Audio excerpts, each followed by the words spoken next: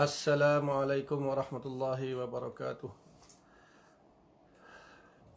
A'udzu billahi minasyaitonir rajim. Bismillahirrahmanirrahim.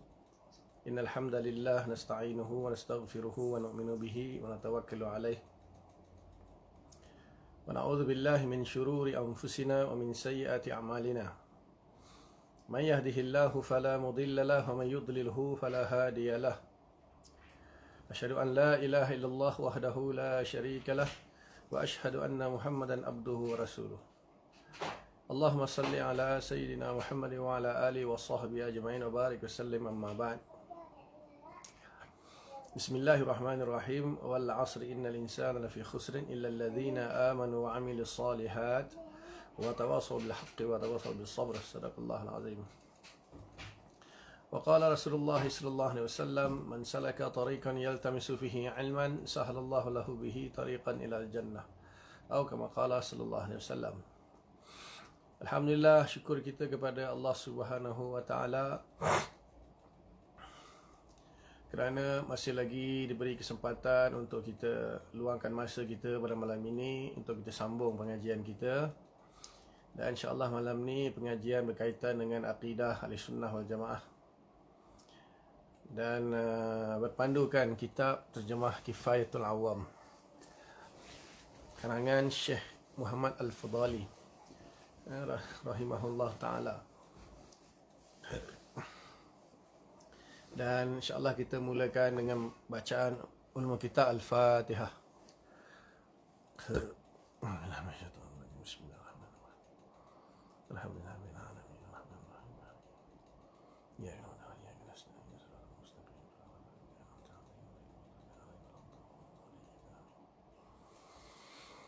Sebenarnya untuk makluman semua, saya seminggu dah demam. Memang tak mengajar seminggu dah. Ini untuk Sunway Kayangan malam ni gagahkan jugalah, insya-Allah malam ni. Seminggu dah mulai Isnin. Nak kata Covid ke tak Covid ke wallahu alam. Demam lah, demam dah 6 hari dah. Tak apa, kita teruskan insya-Allah. Muka surat 60. Tajuk kita malam ini mentakwil Quran dan hadis yang tidak sesuai dengan sifat mukhalafah. Jadi kita dalam pembahasan sifat yang keempat, iaitu mukhalafah lil hawadis. So di sini ada cabang daripada pembahasannya ialah mengenai takwil. Ini bab yang kontroversi zaman sekarang ya. Bab yang sangat kontroversi pada zaman sekarang ni. InsyaAllah kita baca tengok macam mana. Amin wa iyyakum. Berdasarkan keterangan ini, amin wa iyyakum. Berdasarkan keterangan ini, maka apa-apa yang datang dalam Al-Quran dan As-Sunnah ataupun Al-Hadis berupa ayat-ayat atau hadis-hadis yang bertentangan dengan yang demikian, maka kita harus mentakwilnya, yakni memalingkan dari zahirnya. Dan hal ini telah disepakati oleh ulama salaf maupun khalaf. Akan tetapi ulama salaf mentakwilnya dengan takwil ijmali, takwil secara global, dalam erti tidak menentukan maknanya yang dikehendaki, kerana mereka mentafwid, maksudnya atau menyerahkan maknanya kepada Allah Subhanahu wa taala. Okey. Dia asas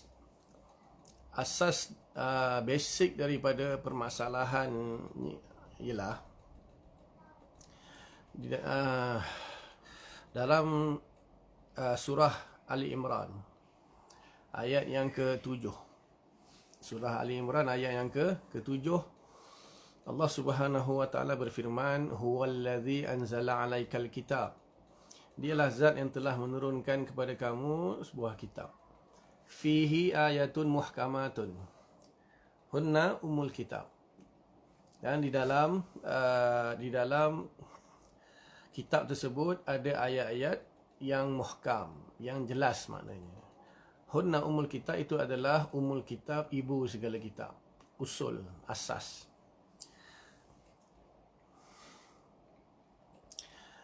Kemudian wa ukharu mutasyabihat, dan ada sedikit, ukharu itu jamak qillah, iaitu menunjukkan sedikit, tak banyak. Ada sebahagian ayat yang dinamakan sebagai ayat mutasyabihat. Jadi jelas dalam ayat ini Allah Subhanahu wa taala sendiri menyatakan bahawa Al-Quran ada dua jenis ayat. Yang pertama ayat muhkamat, yang kedua ayat mutasyabihat. Apakah maksud ayat muhkamat atau ayat mutasyabihat itu? Secara bahasa, muhkamat maksudnya ayat yang jelas. Ayat yang jelas maknanya tidak perlu dipikir-pikirkan lah. Ayat mutasyabihat itu ayat yang mana samar-samar. Maknanya samar-samar. Maknanya masih samar. Okey, walaupun Allah Subhanahu wa taala memberitahu bahawa dalam Al-Quran itu ada ayat muhkamat dan juga ayat mutasyabihat, tetapi Allah Subhanahu wa taala ataupun Nabi sallallahu alaihi wasallam tidak menentukan yang manakah satu yang dikatakan ayat muhkamat, yang mana satu yang dikatakan ayat mutasyabihat. Faham ini kena jelas. Quran jelas mengatakan bahawa dalam Al-Quran itu ada ayat muhkamat dan ada ayat mutasyabihat. Cuma Al-Quran tidak memberitahu yang mana satu ayat mutasyabihat, yang mana satu ayat muhkamat. Nabi pun tak bagi tahu. Yang mana satu ayat muhkamat, yang mana satu ayat mutasyabihat, Nabi pun tak bagi tahu. Di sini para ulama mereka berijtihad. Bila para ulama berijtihad, maka dia berlaku khilaf.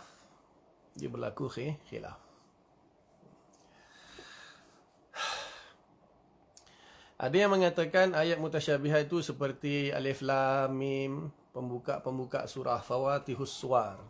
Pembuka surah itu dipanggil huruful muqatta'at, huruf-huruf yang terputus tu, iaitu Alif Lam Mim, Alif Lam Ra, Yasin, Toha, Kaf, Ha, Ya, Ain, Sad. Itu antara mutasyabihat yang tak diketahui maknanya. Ada yang mengatakan ayat mutasyabihat itu ialah ayat yang mana contohnya, bilakah akan berlaku hari kiamat? Itu mutasyabihat, tidak diketahui bilakah yang berlaku hari kiamat. Jadi masing-masing mengeluarkan pendapat masing-masing lah. Ulama ahli sunnah wal jamaah, contohnya Imam Fakhri Ar-Razi, dia telah membuat kaedah.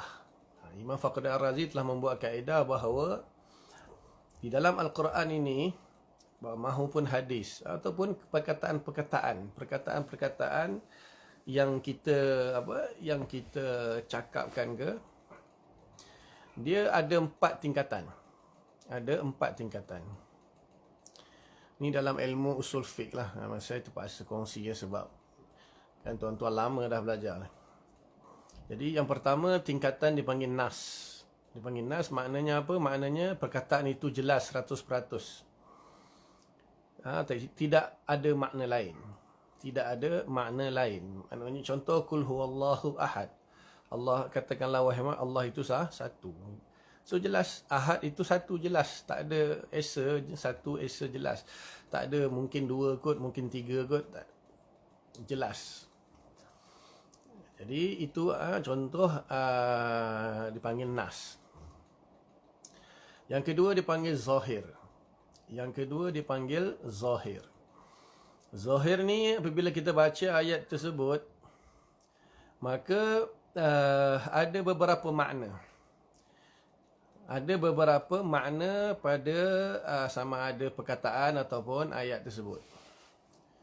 Cuma makna yang lebih kuat itu ialah makna yang zahir.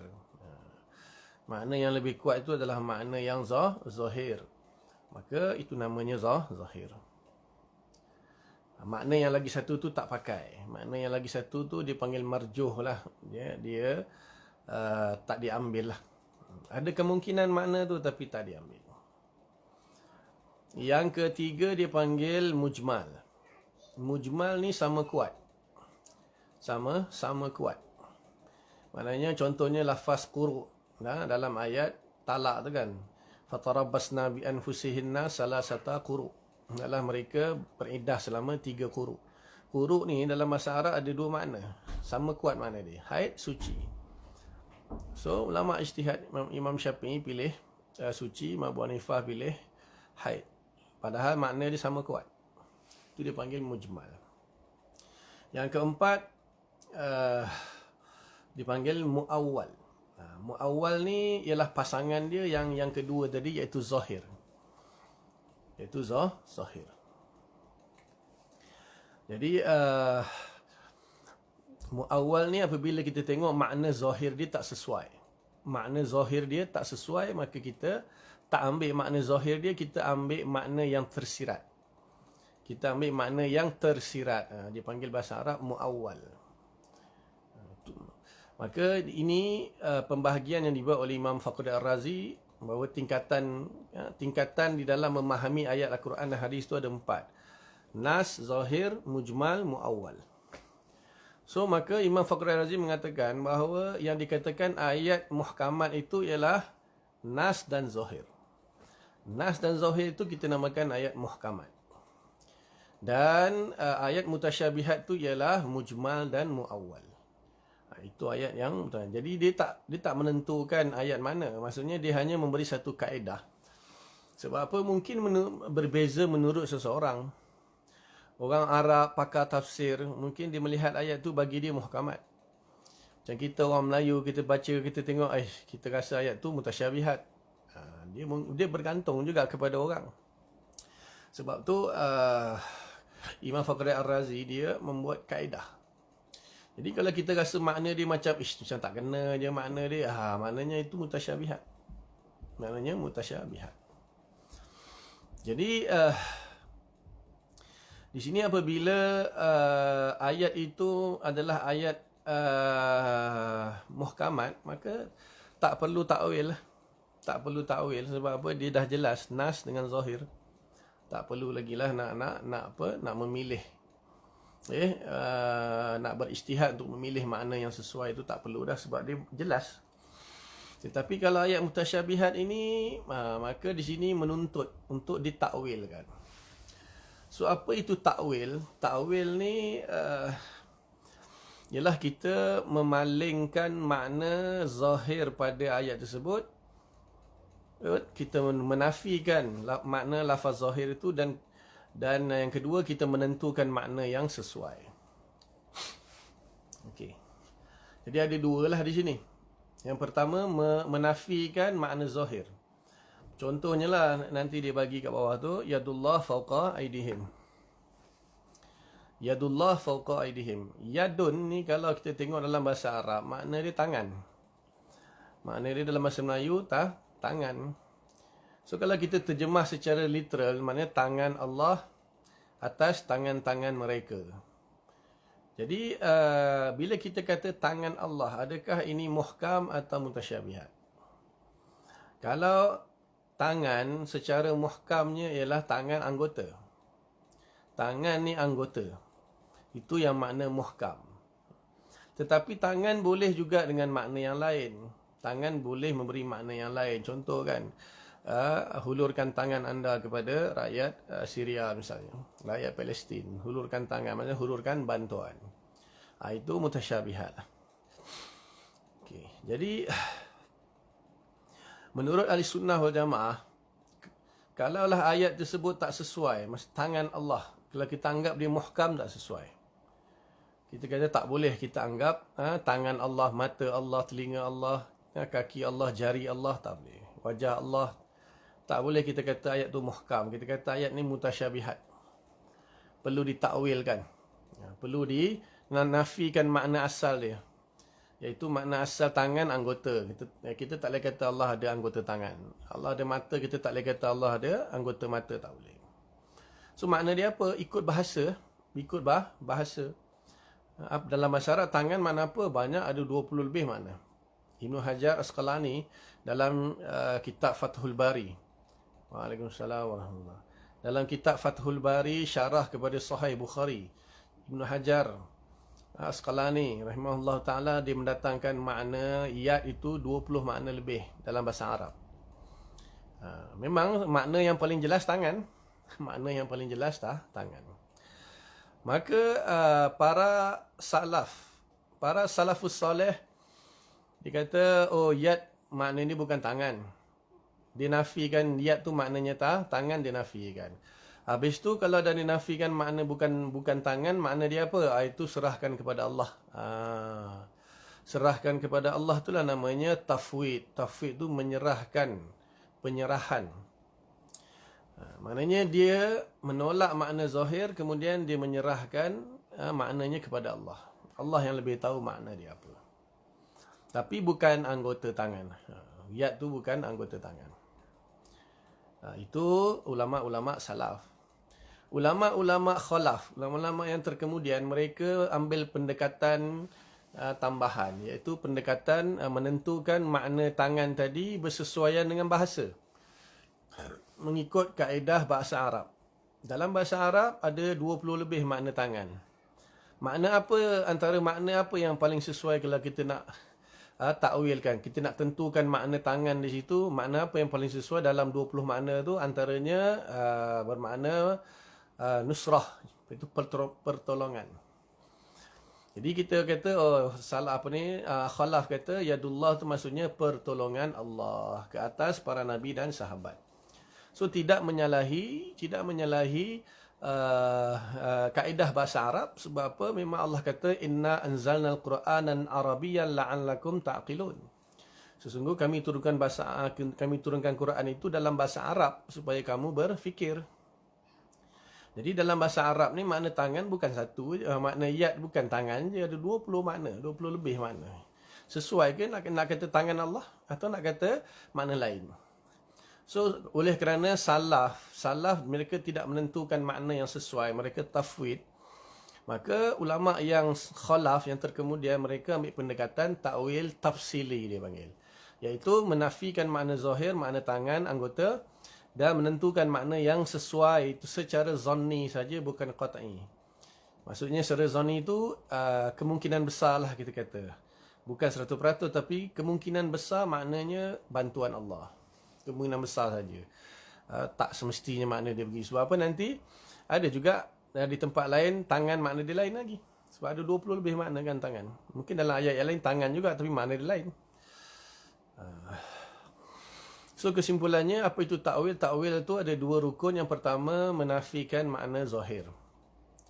Yang kedua menentukan makna yang sesuai. Secara zanni, maksudnya secara berkemungkinan besar. Takut-takut orang awam terjebak mengatakan Allah ada tangan pula dah. Susah nanti orang awam ni dia ingat Allah ada tangan, sudah.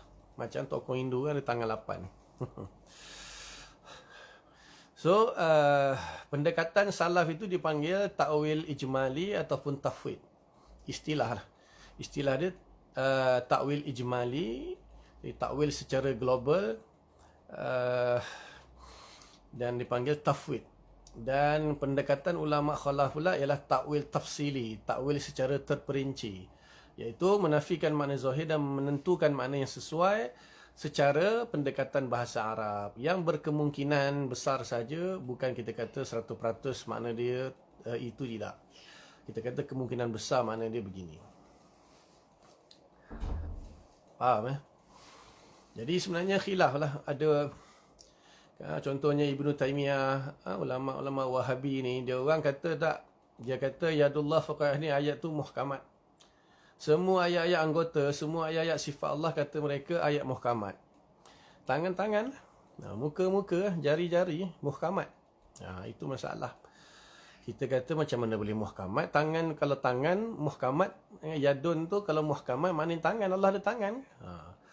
Dia ada tangan. Tetapi tak macam tangan kita. Itu yang masalahnya. Kita ada tangan tapi tak macam tangan kita. Maka kita tanya balik, monyet pun ada tangan juga tapi tak macam tangan kita. Tokong Hindu pun ada tangan juga tapi tak sama macam tangan kita. 4 belah kanan, 4 belah kiri kan. Tokong Hindu punya tangan. Mana boleh kata macam tu? Tak boleh. Salafus soleh pun ada yang kata macam tu. Iyalah, salafus soleh nak kata macam tu pun tak semestinya salafus soleh tu maksum. Berkemungkinan sesuai zaman tu dia kata macam tu. Tetapi kalau orang awam zaman sekarang dengar Allah ada tangan tapi tangan Allah tak macam tangan kita, dia fikir Allah ada tangan. Mungkin diperbuat pada bahan lain kot. Itu dah menunjukkan tashbih, penyerupaan Allah dengan makhluk, berlawanan dengan mukhalafah lil hawadis. Itu masalah dia orang. Tapi biarlah mereka terjun dengan labu-labunya lah. Biarkan luncai terjun dengan labu-labunya. Kita berpegang dengan ulama kita. Sebenarnya kita tak bahas ayat ni. Kita sebenarnya ulama melarang kita untuk membahas bab ni. Sebab apa? Allah Taala sendiri melarang. Dalam ayat yang saya baca tadi, sambungan dia, fa ammal ladzina fi qulubihim zayghun fayattabi'una ma tashabaha minhu. Allah Taala kata apa? Orang-orang yang dalam hatinya ada tergelinciran tu, mereka akan suka bahas ayat-ayat mutasyabihat. Sikit-sikit Allah di atas, sikit-sikit Allah doa ta'ara, sikit-sikit Allah kat langit, sikit-sikit Allah ada tangan. Itu zikir dia tu je. Kuliah-kuliah dia tu je. Dia nak cerita Allah dia duduk ta'ara, Allah dia duduk kat langit, Allah dia ada tangan, Allah dia itu lah. Jelas Allah kata, orang yang hati ni ada tergelinciran, fayattabi'una ma tashabaha minhu. Mereka mengikut ayat-ayat mutasyabihat. Sebab tu ulama kita ajar sifat 20 semua muhkamat. Sifat 20 semua muhkamat, jelas. Tak ada keraguan Allah ada kudrah, ada iradah, ada ilmu, ada hayah, ada sama, ada basar, ada kalam. Tak ada khilaf. Itu muhkamat, jelas. Sebab tu akidah mesti berpijak kepada benda yang jelas. Sebab tu sifat 20 ni dipilih paling basic, paling asas, ayat yang muhkamat tentang sifat-sifat Allah. Kita tak bahas tentang ayat mutasyabihat sebab Allah larang, Nabi pun larang. Tapi dia orang sibuk duk bahas sikit-sikit bila isu dia orang nak marah Asy'ariyah, nafi Allah, nak Allah di langit, menafi Allah, tak semayang atas arasy. Letih sebenarnya, letih nak layan dia orang ni lah, jadi letih. Ulama dah bagi tahu jangan bahas ayat-ayat mutasyabihat. Tak, ini bukan mutasyabihat, ini muhkamat kata dia. Lantak engkau lah. Jangan. So kita tak perlu pedulilah ke dia orang ni.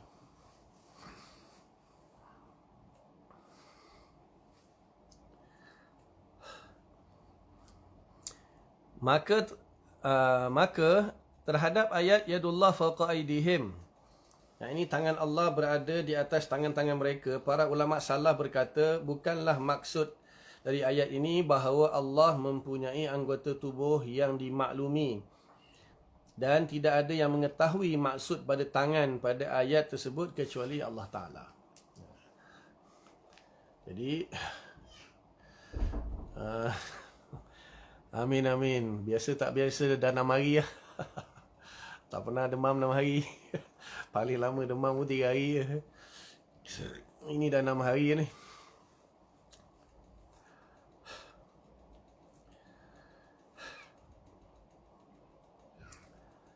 Jadi para salafus soleh kata tangan yang dalam ayat tu bukanlah yang dimaksudkan adalah anggota badan.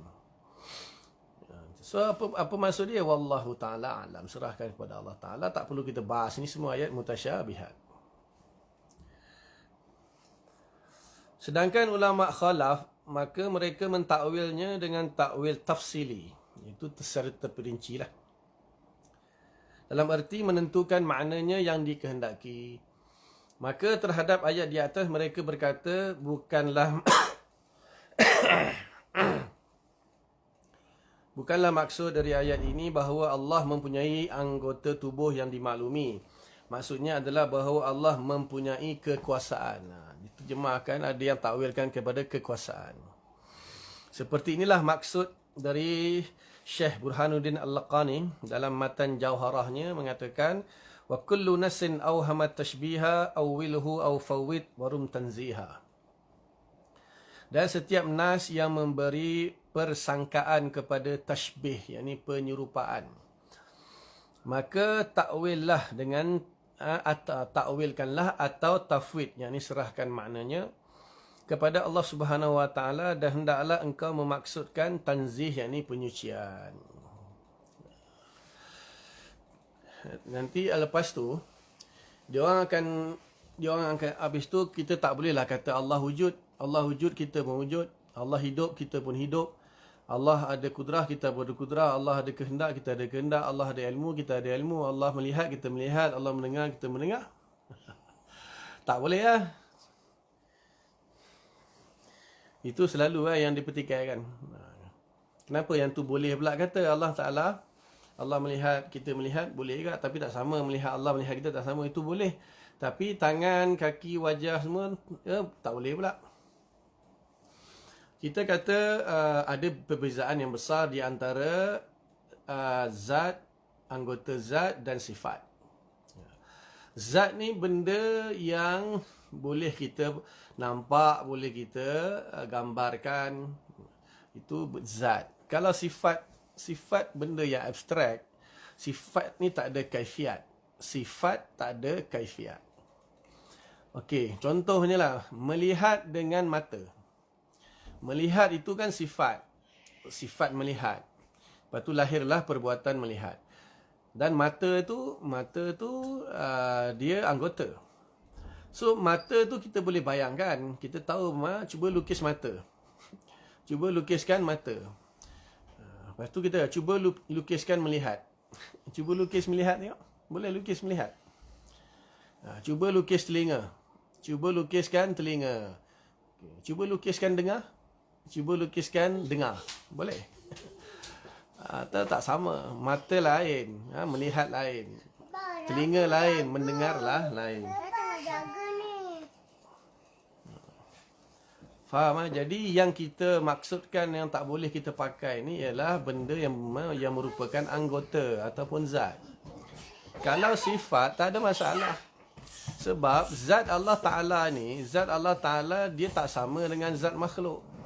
So apabila zat Allah Ta'ala tak sama dengan zat makhluk, maka sifat dia walaupun sama dia punya lafaz dia kan, mendengar, melihat, ilmu, kudrah, hakikat tak sama. Hakikat tak sama.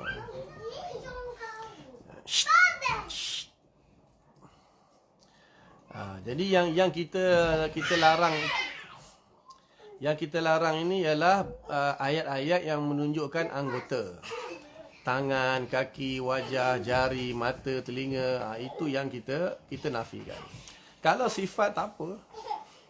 Sifat tak memberi persamaan pun, sebab macam mana kita nak nak menyamakan benda yang kita sendiri pun tak nak gambarkan.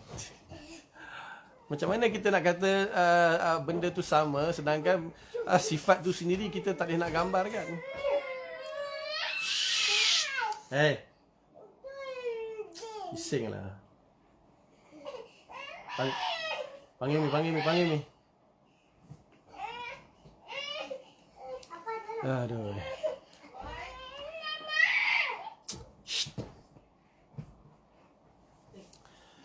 Faham Jadi yang kita nafikan tu adalah lafaz-lafaz yang menunjukkan anggota.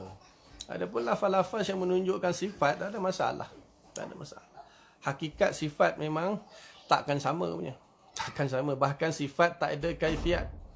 Siapa yang boleh lukiskan ilmu untuk saya, lukiskan kudrah, lukiskan iradah, lukiskan ilmu haya sama basar kalam, lukiskan tunjuk kat saya nak tengok kalau boleh pandai lukis.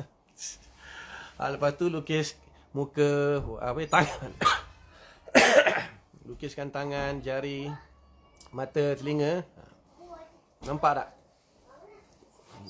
So jangan dicampur adukkan. Jangan dicampur adukkan semua perkara. Kalau ilmu tak cukup, tiba-tiba nak kata engkau boleh kata Allah wujud, Allah hidup, Allah ada ilmu, kita pun wujud, hidup, ada ilmu, melihat, mendengar, Allah melihatnya. Okeylah, kita tanya dia, cuba kau lukis tengok apa tu mawujud. Lukis tengok apa itu hidup. Lukis tengok apa itu ilmu. Lukis tengok apa itu samak, basar, apa pun. Lukis tengok. Boleh lukis? Lukis, tunjukkan. Tak boleh. Benda yang tak ada kaifiat, kita tak boleh nak. Yang kita tolak tu benda yang anggota. Benda yang anggota. Yang menunjukkan penyerupaan. Apabila anggota, ada dua-dua ada anggota, barulah menunjukkan penyerupaan. Lah sifat mana ada, tak ada orang tak pernah ukur pun sifat dengan sifat. Itu jenis jahil tak mengaji, itu masalah dia orang. Faham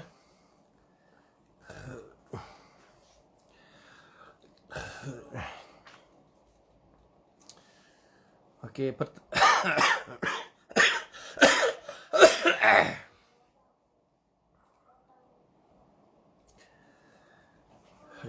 dia paling tak tahan tu kalau batuk. Benarkah perubahan takdir itu zahir di sisi malaikat di lauh mahfuz saja atau di sisi Allah takdir tak mana? Kalau berubah maknanya takdir tak lengkap.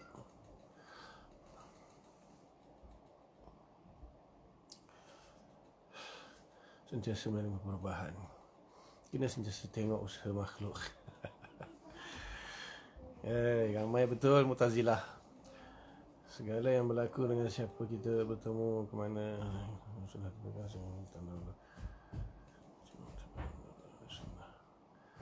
Cara Allah mentadbir alam ini. Kalau saya boleh terangkan macam mana Allah takbirkan alam semesta ni, saya dengan Allah sama hebat. Kalau saya boleh terangkan bagaimana Allah takbir alam ini, saya dengan Allah sama hebat. Tak ada siapa pun tahu macam mana Allah takbir alam semesta ni. Tentang takdir ni,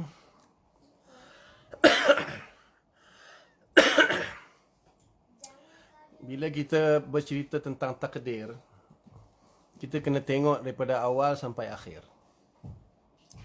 Paling awal, takdir yang paling awal dalam ilmu Allah, qadim takkan berubah. Yang kedua, dalam iradah Allah, qadim takkan berubah. Kemudian, yang ketiga, apa-apa yang tertulis di Lauhul Mahfuz. Di sini ulama khilaf, adakah di Lauhul Mahfuz itu menerima perubahan atau tidak? Majoriti kata tidak.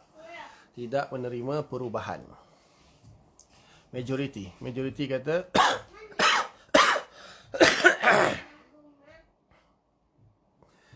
apa yang tertulis di Lauhul Mahfuz tidak menerima perubahan. Majoriti kata. Ada sebagian ulama kata boleh menerima perubahan sebab dia menafsirkan ayat yamhullahu ma yasha'u wa yuthbit wa indahu ilmul kitab. Dan ayat Quran berbunyi Allah memadam apa yang dia kehendaki dan Allah menetapkan apa yang dikehendaki dan di sisinya ada umul kitab. Umul kitab tu Lauhul Mahfuz.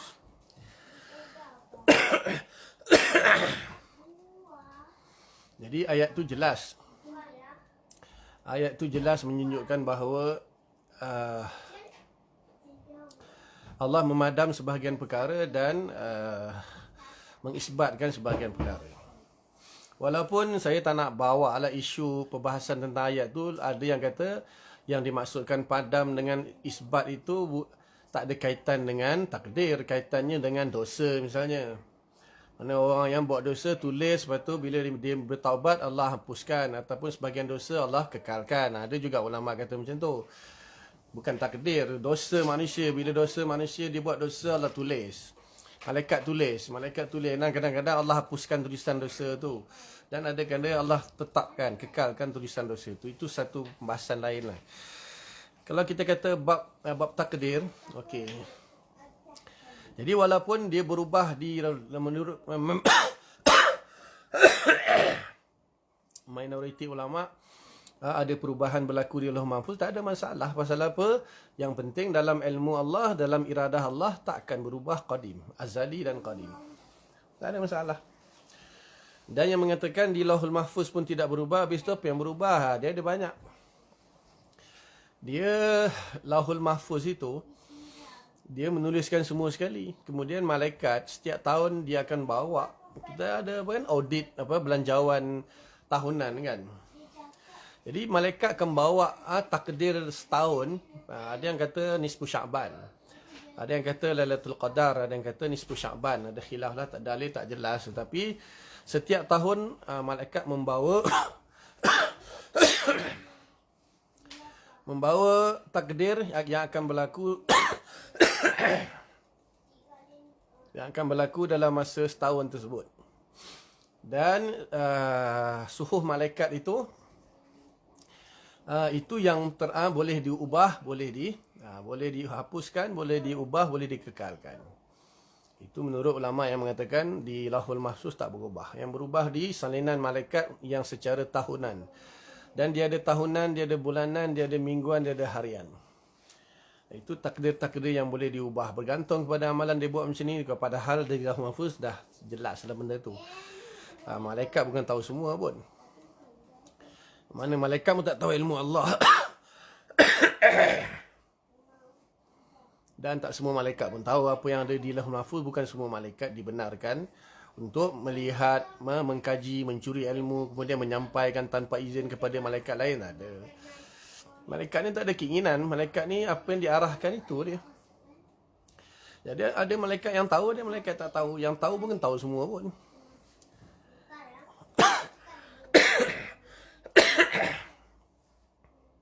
Nanti dalam sifat kudrah kita akan bahas lebih dalam lagi insya-Allah.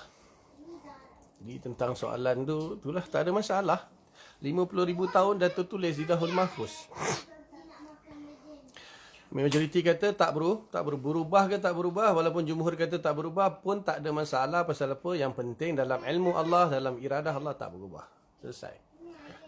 Maknanya perubahan, kalaulah dikatakan perubahan berlaku di Lauhul Mahfuz ataupun perubahan berlaku dalam suhuf malaikat, perubahan itu sudah ditakdirkan. Selesai.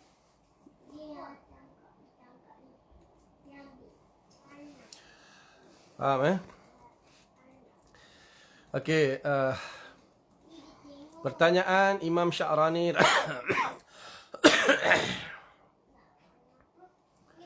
Pertanyaan Imam Sya'rani kepada gurunya, Syekh Ali Al-Khawas rahimahullah ta'ala. Ini kena Zainul kena dengar ni.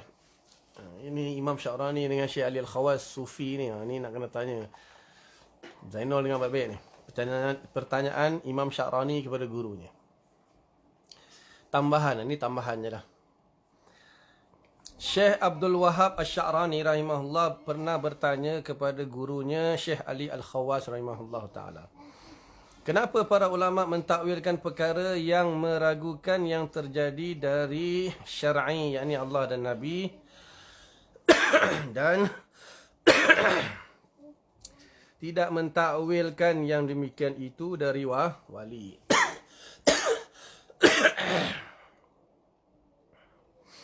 Maka berkatalah Syekh Ali Al-Khawas, seandainya mereka itu insaf, nescaya mereka mentakwil yang demikian itu dari wali, dengan terlebih utama kerana wali itu uzur dengan kedaifannya, kelemahannya di dalam ahwal hadrah.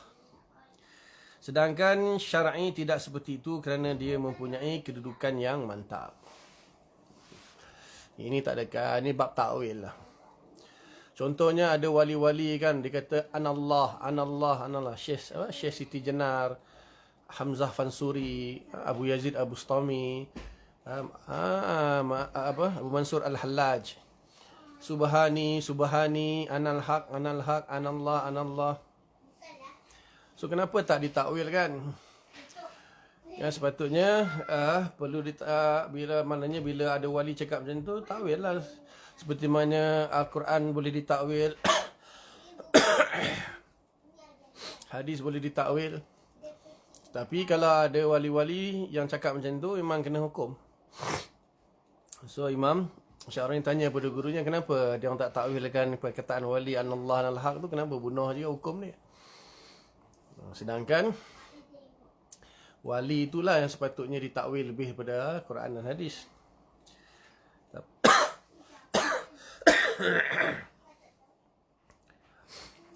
Tapi itulah Imam Sya'rani kata, kalaulah kalaulah mereka insaf, mereka insaf maksudnya adil lah. Insaf maksudnya di sini adil, bukan insaf. Ni insaf maksudnya adil. Sekiranya mereka berlaku adil, maka mereka juga akan takwilkan kata-kata para wali. Tetapi masalahnya lain. Masalahnya ada maslahat lain. Para ulama tengok kepada maslahat. Al-Quran, hadis, tak ada siapa boleh buat lah. Tak ada siapa boleh cipta Al-Quran, dan tak ada siapa nak boleh memasukkan hadis dapat tahu. Orang benar, kalau hadis tu palsu dapat tahu. Tapi kalau kalam-kalam wali ni siapa pun boleh buat. Siapa pun boleh buat. Jangan lagi seorang dia mengaku Tuhan, lepas tu bila takwil. Dia mengaku Tuhan je, semua orang mengaku Tuhan. Takwil. Akhirnya semua orang mengaku Tuhan, lepas tu bila tanya kenapa? Tak, ni saya takwil. Kamu kena takwil kata-kata saya. Susah macam tu. Sebab tu ulama tak takwil kalam wali. Siapa wali cakap, orang awam terpengaruh, terjebak, hukum panjang.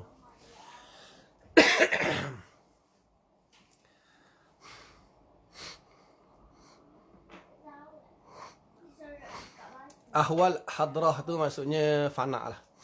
Ahwal hadrah tu hadir. Dia hadir dalam maqam. Yelah, itu dia masalah ni. Wali kenapa dia nak kenapa dia nak cakap benda tu depan orang awam? Kenapa dia nak cakap benda tu depan orang awam? Kalau dia cakap seorang-seorang, lantak dia lah kan. Dia cakap sesama dia cakap seorang-seorang. Ini cakap depan orang awam, cakap depan orang mau orang tak confuse. Aku Tuhan ni betul dia ni. Allah lah, kita tak tuduh para wali lah. Kita tak tahu orang tu wali betul wali ke tak wali. Allah je yang tahu. Kita bukan, kalau selagi kita bukan wali, kita tak akan dapat tentukan siapa wali. Hanya wali yang kenal wali. Allah Ta'ala je yang tahu siapa wali dia. Jadi tak boleh. Junaid Al-Baghdadi Junaid Al-Baghdadi memang melarang. Melarang. Wali dan sufi lebih kurang. Lebih kurang. Itu istilah. Wali sufi lebih kurang lah. Cuma wali itu maksudnya wali Allah maksudnya dia penaung bagi Allah di bumi ini. Macam wali-wali ni mereka seolah-olah mereka mewakili, menjadi wakil Allah untuk menaungi sebahagian manusia lah. Itu dipanggil, di sudut tu dipanggil wali. Sufi ni maksudnya dinisbahkan kepada hatinya yang suci, jernih. Hatinya yang jernih, suci. Memang syair lah yang paling masalah besarnya. Masalah besarnya syair.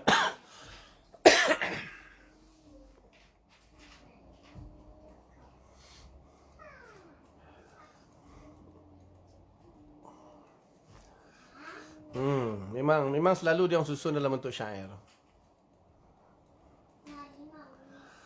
Yalah, orang tak faham kan. Tapi itulah, apa pun ilmu lah, apa pun yang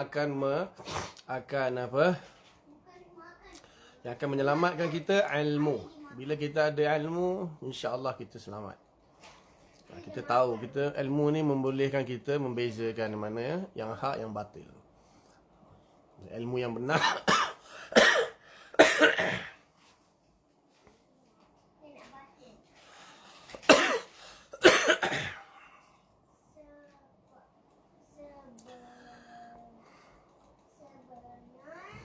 فَكُلُّ مَا خَطَرَ بِبَالِكَ مِنْ طُولٍ وَعَرْضٍ وَقَصْرٍ وَثَمَنٍ فَاللَّهُ تَعَالَى بِخِلَافِهِ تَنَزَّهَ اللَّهُ تَعَالَى عَنْ جَمِيعِ أَوْصَافِ الْخَلْقِ. Maka setiap apa yang terlintas di hatimu berupa panjang, lebar, pendek dan gemuk, maka Allah Subhanahu wa taala adalah bukan seperti itu.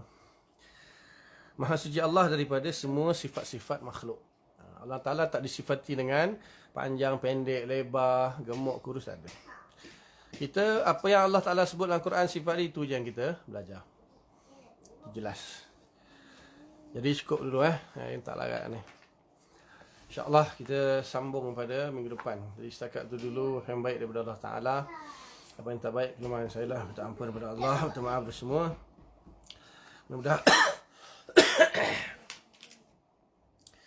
Mudah-mudahan Allah bagi taufik untuk kita faham, akan sampaikan dan kita tangguh dengan kafarah majlis.